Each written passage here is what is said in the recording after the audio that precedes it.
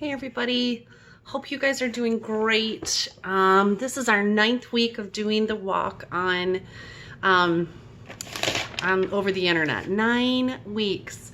We would much rather see you in person and be at our space at CLC and be able to hang out, see you, laugh with you, do worship, eat, all the great things we do. But we can't, so this is what we're doing. And I hope that you're able to tune in and find our videos on Tuesday, Thursdays, and Sundays. Your friends and leaders are participating on Tuesdays and Thursdays, and we have a big stock of videos that we've now acquired, and you can see those on Facebook, Instagram, and on YouTube. The YouTube channel is CLC Worship Arts. So tune in. I would love to encourage you to take that next step with Jesus Christ while you are in quarantine. Maybe you can find a little bit of extra space in your life to start a devotional, pray, watch some of these videos, find out what your friends from the walk are thinking, what verses resonate with them, and maybe that will help you in your growth and in your walk with Jesus Christ. If you have something you would like to share, please let me know. We would love to plug you in, and it doesn't have to be in a video form. It could be in a different form, so just let us know. A few announcements. Next week we are going live. This next week would normally be our Senior Sunday, where we honor our seniors and their leaders. And we're going to do a little bit of that. We also would have invited all our 8th graders to be there next week. So we're going to find space and room to maybe do a video that we will share with their families to invite them for next year. So if you have siblings who are going, who are in 8th grade currently and coming up, we'd love to have them know that that's coming. So look for that. This Sunday was supposed to be Profession of Faith. If you are studying to do your Profession of Faith and involved in all of that, we want you to know that we haven't forgotten. We plan on doing this. We will probably do it later in the summer, and we will make sure that it will be a very special day. Unfortunately, we're not there for that first time that I can remember of missing out on Profession of Faith. If you are a senior, look in your emails to see if you got something from Sophie. Sophie Hawk sent out an email that we would love to have you fill out, something where you would send in your senior picture, information on where you're going next year, where you graduated from, and some other details, so that we as a church can honor you guys who are graduating. Please, I know different people have probably been inviting you to send things in, but this is really from your church, and we'd love to have your information. If you can get to that this week, that'd be great. If you have not received an email, we do want you to participate. This is not about only students that have gone to the walk. If you've attended Covenant Life and this is where you grew up, we want to have your information so that we can share that with students and with the church eventually. So I also wanted just to let you know that there was a great article that was written in the Trib that I read, and I would love to point you to that. It was written by Michelle's husband and Miriam's dad, Matt DeYoung. He just did a beautiful job of honoring Pierce Yonker and Pierce's family. So please look into that. Pierce had an incredible talent to snowboard, and you'll see that when you read this. You can follow like how far he was going as a semi-professional or professional snowboarder. He was involved in a really cool ministry that Ben and Sarah Huff lead.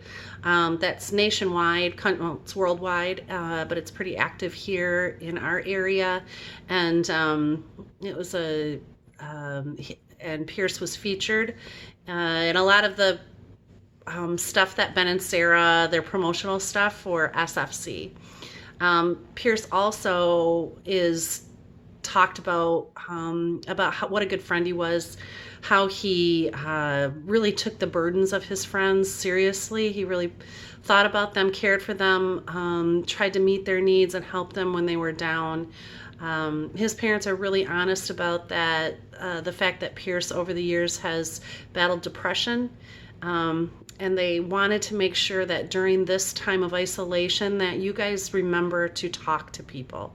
They put very clearly in the interview how telling someone how you feel could definitely make a difference in your depression if you're feeling it. If you're dealing with depression, anxiety, stress, those are things that are very heightened during a major change in our world situation like a pandemic. So those are things that could definitely be triggered. After I had one of my kids, I dealt with postpartum depression, and it was a very, very dark time. And at different times in my life, it raises its ugly head, and I have to face it. Really good friends of mine pointed it out to me and told me that I needed to get some help. So I did it two ways. I talked to them, and they pointed me to a really good doctor. So I am here to listen. If you want to talk, I am here. So are your leaders, so are your parents, so are your siblings, so are your friends. Find someone who will listen to you and talk. If you're doing great, I'm so thankful that you're doing great, but maybe not all your friends are, or a neighbor, or someone that you care about. Reach out to them and talk to them. And if you need to get further help, then we can help you point you to that direction also. So check out that article. I'm super impressed with this family. I did not know Pierce, but I know many of you did and went to grade school with him, high school, were a neighbor, or just spent time with him in Scouts. So I'm sorry that you are dealing with this loss. But touch base with us if you need to talk. So today is not only Sunday and a wonderful cold cloudy day actually I'm taping this on Saturday when it's sunny but it's cold, and so that I'm doing that so that I can spend time with my family tomorrow for Mother's Day. But I'm guessing that most of you are celebrating Mother's Day, and I just wanted to remind you of the fierce love that moms have for their kids, and that anything you do to talk to them and to appreciate them will be noticed. That we appreciate anything you do. It does not need to cost money to tell your mom how you feel.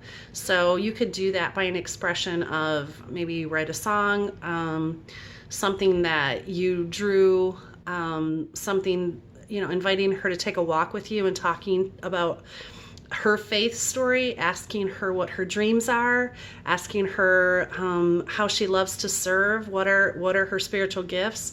Just ask her questions, talk to her, show interest. Maybe your mom needs a break. Maybe she needs an hour or two to read quietly, and you can kind of protect that time for her. Find ways to do things to show love to your mom. And it's possible that you don't have a super good relationship with your mom right now. Maybe that's something you can pray about. There's other women in your life that speak into your life, an amazing aunt, a grandparent, a neighbor, someone. Let them know. Okay, part 2. I was out of storage apparently, so I charged my phone and took a walk, and now I'm back to finish. And the last thing I said was to speak into the lives of some of the people that maybe are not your mother, but someone that feeds you like a grandparent, or somebody that takes care of you in other ways, that they encourage you, they show up at your games, they show up at your performances, people that just speak into your life. This is a good opportunity to send a text and tell them that they're important to you, that they're an important woman in your life. So my mother is in her 80s, and I was a tag-along in our family. We had 5 kids, and she was a tag-along in her family. She's just really fun. She was just very funny. My dad's really funny also. Both of them just really good examples of a faithful marriage. But my mom just just made everything kind of fun. So on Mother's Day, my dad would take over, and he would do the devotions. We kids did the cleanup, and who knows what we ate. I don't remember that. But I remember the devotion every time was from Proverbs, and it was called, the beginning of this chapter is called, well, in the middle of it, a woman of noble character. And he would read the whole chapter, and I encourage you guys to look up Proverbs 31 and read the whole chapter today. Maybe you can share it with your mom.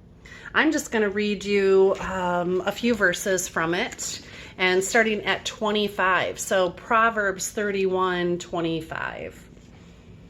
She is clothed with strength and dignity, and she can laugh at the days to come. She speaks with wisdom.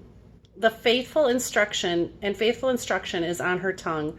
She watches over the affairs of her household and does not eat the bread of idleness. Her children arise and call her blessed, her husband also, and he praises her. Many women do noble things, but you surpass them all. Charm is deceptive and beauty is fleeting, but a woman who fears the Lord is to be praised. So I just kind of want to end with that. I'd love for you guys to spend time with your moms and to find time to tell her that she's a blessing in your life. That'll go a long ways. We need to hear those things. All of us need to hear those things, your dad, yourselves. I'm going to pray us out, and then we will touch base with you later this week. Dear Father in heaven, we thank you so much for your blessings, your gifts to us, gifts of warm homes and food and safety. Some of us don't have the things that we might need right now, and we just ask that you'll make those needs known so that we can all take care of our friends. We ask you to be with our church, be with our country, be with our leaders, and heal this nation. Get us back to where we can have some thriving lives outside of our homes. Thank you for this day, and thank you for our moms. Amen.